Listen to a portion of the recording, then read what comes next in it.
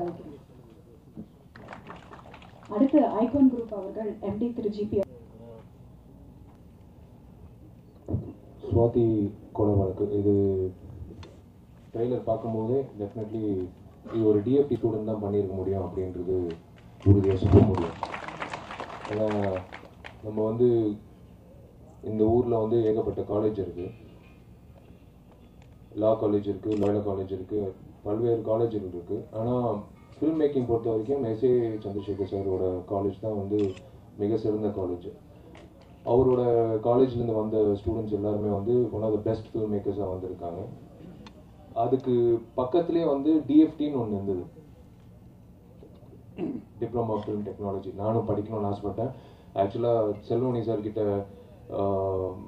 சேரணுன்னா அப்பா வந்து ஃபஸ்ட்டு இந்த DFT படிச்சுட்டு படிச்சுட்டு அதுக்கப்புறம் தான் வந்து செல்வமணி சார்கிட்ட நான் சேர்த்து விட்றேன்னு சொல்லியிருந்தேன். இப்போது ஏன்னா ஒரு biggest fan of the one of the most boldest film maker அந்த டைமில் திரு RK செல்வமணி. ஸோ அந்த மாதிரி படங்கள் வந்து கொடுக்கக்கூடிய தில்லு தைரியம் எல்லாமே வந்து DFT ஸ்டூடெண்ட்ஸ் கிட்ட தான் அதிகமாக இருக்கும். அதே வகையில் தான் திரு ரமேஷ் சாரும் வந்து அந்த பாணியில் தான் எடுக்கிறாரு. ஏன்னா ட்ரெய்லர் பார்க்கும்போதே அதான் நிறைய பேர் சொல்லுவாங்க, இந்த மாதிரி படங்கள் வந்து எடுங்க அப்போ தான் லாபம் சம்பாதிக்க முடியும் அப்படின்னு. அதெல்லாம் தாண்டி இது மக்களுக்காக இருக்கிற என்டர்டெயின்மெண்ட். பட் மக்களுக்கு ஏதாவது சொல்லணும் அப்படின்றது சில பேர் தான் யோசிப்பாங்க. அந்த வகையில் வந்து அவர் ஏதோ இந்த படம் மூலிமா, ஏன்னா சுவாதி கொலை வழக்கில் வந்து ஏகப்பட்ட சர்ச்சைகள் ஏகப்பட்ட விஷயங்கள் எல்லாருக்கும் தெரியும். ஆனால் நம்மலாம் பேச மாட்டோம். அதை பற்றி நிறைய உண்மைகள் சில பேருக்கு தெரியும், ஆனால் சொல்ல மாட்டோம். பட் ஒரு ஃபில்ம் மேக்கராக அவர் வந்து அந்த கொடுக்கப்பட்ட அந்த 2 மணி நேரத்தில் வந்து அவர் சொல்ல போகிற விஷயங்கள் வந்து நான் ஆவலாக காத்துட்டு இருக்கேன். இந்த தயாரிப்பாளருக்கும் இந்த இயக்குனருக்கும் திரு ரமேஷ் சாருக்கும் நான் ஒரு வேண்டுகோள் வைக்கிறேன். தயவு செய்து வந்து எங்களுக்கு சொல்லிட்டு ரிலீஸ் பண்ணுங்க சார். எந்த தேதின்னு 1 மாதம் முன்னாடியே சொல்லிடுங்க. நாங்களே கூட இருந்து உங்களுக்கு எல்லாமே பண்ணி கொடுக்குறோம். ஏன்னா இந்த மாதிரி படங்கள் வந்து ஒருத்தர் வந்து சொல்லுவார், சார் 175 தியேட்டரில் நாங்கள் கொடுக்குறோம், ஏன்னா வியாபாரமே இல்லை அப்படின்ற உடனே கை விரிச்சிடுவாங்க. வியாபாரம் இல்லை, இந்த மாதிரி படங்களுக்குலாம் வியாபாரம் இல்லை, நீங்கள் வந்து டிஸ்ட்ரிபியூஷன் கமிஷனு நீங்கள் இந்த தொகைக்கு தான் நீங்கள் வந்து கொடுக்கணும் அப்படின்னு சொல்லி கூறு போட்டு தமிழ்நாடு முழுக்க அந்தந்த ஏரியாவுக்கு வந்து இந்த படம் வந்து ரிலீஸ் பண்ண போகிறோம் அப்படின்னு சொல்லிட்டு இவருக்கே தெரியாது எந்த தியேட்டரில் ரிலீஸ் ஆக போகுதுன்னு. காலையில் 8:45 காட்சி 9 மணி காட்சி கொடுப்பாங்க எங்கே மல்டிப்ளெக்ஸில். அந்த ஓனரே வரமாட்டான் அந்த ஷோக்கு. அந்த மாதிரி வந்து பெருமையாக, சார் உங்களுக்கு வந்து மல்டிப்ளெக்ஸில் வந்து நான் வாங்கி கொடுத்தேன் சார் 2 ஷோ, கவலைப்படாதீங்க, இந்த படம் வந்து 2வது வாரம் பிக்கப் ஆகும், கவலைப்படாதீங்க. ஏன்னா 2வது வாரம் வந்து ப்ரொடியூசருக்கு ஷேர் கம்மி. அதுதான் தமிழ் சினிமாவில் சார் சொன்ன மாதிரி ஏகப்பட்ட எதிரிகள் வந்து விஷால் வந்து சேர்க்குறாங்கன்னா வேற வழி இல்லை சார். நான் கெட்ட வார்த்தை சொல்லக்கூடாது, பரவாயில்ல, என்ன ஆனாலும் பரவாயில்ல. இந்த எதிரிகள்லாம் தாண்டி இந்த தமிழ் சினிமா வந்து மறுபடி கொண்டாந்து இந்த, அதாவது ரமேஷ் சார் மாதிரி வீடுகளை வித்த ரமேஷ் சார் மாதிரி திரு சுப்பையா மாதிரி நல்ல மனிதர்களுக்கு நல்ல வருமானம் வரக்கூடிய ஒரு இண்டஸ்ட்ரியா இருக்கணும்ன்றதுக்காக தான் நான் இந்த பதவியில் வந்து, ஏன்னா எங்கள் வீட்டில் இருந்து கிளம்பும் போதே ஒரு நலிந்த தயாரிப்பாளர் நான் பார்த்துட்டு தான் கிளம்புறேன், எங்கள் அப்பா. ஸோ அது வந்து அவர் பார்க்கும் போதே சரி ஏதோ ஒரு நல்லது பண்ணணும், தயாரிப்பாளருக்கு நல்லது பண்ணணும் அப்படின்னு பார்த்துட்டு தான் நான் கிளம்புவேன். அதனால இந்த படம் வந்து ரிலீஸ் ஆகும்போது 1 மாதம் முன்னாடியே லேட்டஸ்ட் பிளான் இருக்கு சார். ஏன்னா நிறைய பிளாட்ஃபார்ம் இருக்குது, நிறைய விஷயங்கள் வருமானம் வரக்கூடிய வாய்ப்புகள் இருக்குது. யூடியூப்ல வந்து நீங்கள் நாளைக்கு ட்ரெய்லர் போடுறீங்க, ஆனால் அந்த யூடியூப்ல வரக்கூடிய வருமானம் என்னன்றது உங்களுக்கு தெரியாது. அதனால நாளைக்கே நான் வந்து அந்த டீம் அனுப்புகிறேன், நீங்கள் அது ஃபஸ்ட்டு தெரிஞ்சுக்கணும். ஏன்னா நம்ம நினைக்கிறோம் இந்த யூடியூப்ல வந்து ஒரு ட்ரெய்லர் போட்டால் வெறும் விளம்பரம் இல்லைங்க, அதுலேயும் வருமானம் வருது. இப்போ ஒரு தயாரிப்பாளருக்கு ஏன் உங்கள் வண்டி இன்ஸ்டால்மெண்ட்டோ இல்லை வீடு வாடகையோ வரக்கூடிய வாய்ப்புகள் அந்த யூடியூப் மூலிமா வரும். ஏன்னா ஒரு கௌதம் வாசுதேவன் மேனனுக்கு வந்து கிட்டத்தட்ட 5 to 6 லட்சம் ரூபாய் யூடியூப் மூலிமா வருமானம் வருது. அது யாருக்கும் தெரியாது, ஏன்னா ஷேர் பண்ணக்கூடிய வாய்ப்புகள் இல்லை, பிளாட்ஃபார்ம் இல்லை. இன்னைக்கு எல்லாரும் ஒன்னா சேர்ந்து பேசும்போது அப்படியா இந்த மாதிரி ஒரு விஷயம் இருக்கா அப்படின்னு சொல்லி கூப்பிடும்போது ஆமாங்க உங்களுக்கு தெரியாதா அப்படின்ட்டு நம்மளுக்கே சொல்றாங்க. புதுசா ஒரு தயாரிப்பாளர் இவ்வளவு வருமானம் வரக்கூடிய வாய்ப்புகள் இருக்கு அப்படின்னு சொல்லும் போது then only we sat and decided. அப்பதான் பார்க்கும்போது ஒரு ஷட் டவுன் என்ற ஒரு விஷயம் சொல்லும் போது, அதாவது அந்தந்த புதர்ல இருந்து அந்தந்த எலியெல்லாம் வெளில வந்துருச்சு. அப்படின்னா ஒரு தயாரிப்பாளருக்கு இவ்வளோ எதிரிகள் இருக்காங்க அப்படின்றது ஒரு வார்த்தையிலேயே கண்டுபிடிச்சிட்டோம்.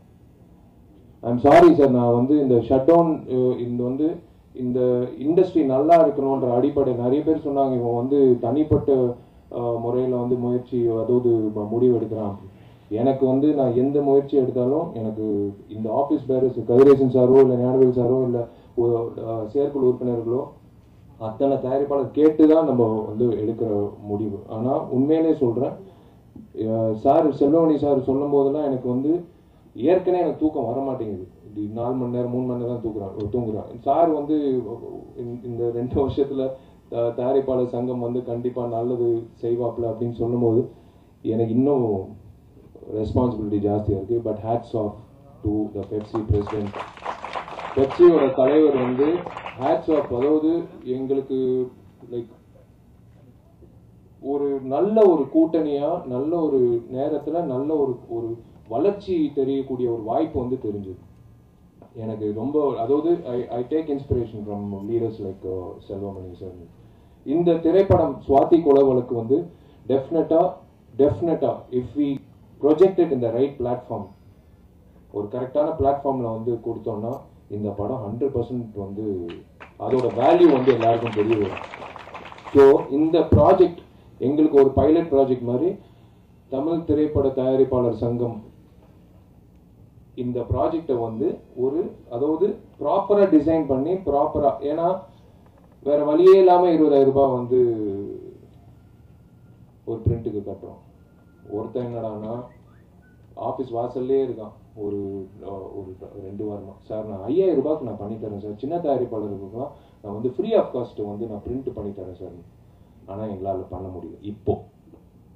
அதுக்கப்புறம் வந்து தியேட்டர்ஸ் வந்து ஜனங்கள் என்ன நினைக்கிறாங்கன்னா, இந்த தயாரிப்பாளர்கள் வந்து ரேட்டை கூட்டி இந்த ஆன்லைன் புக்கிங்னு ஒரு விஷயம் இருக்கு, அதுல வந்து 30 ரூபா ஒவ்வொருத்தருக்கும், அதாவது ஒரு குடும்பத்துல ஒருத்தருக்கும் 30 ரூபா, அந்த குடும்பத்துல 10 பேர் இருந்தாலும் 300 ரூபா.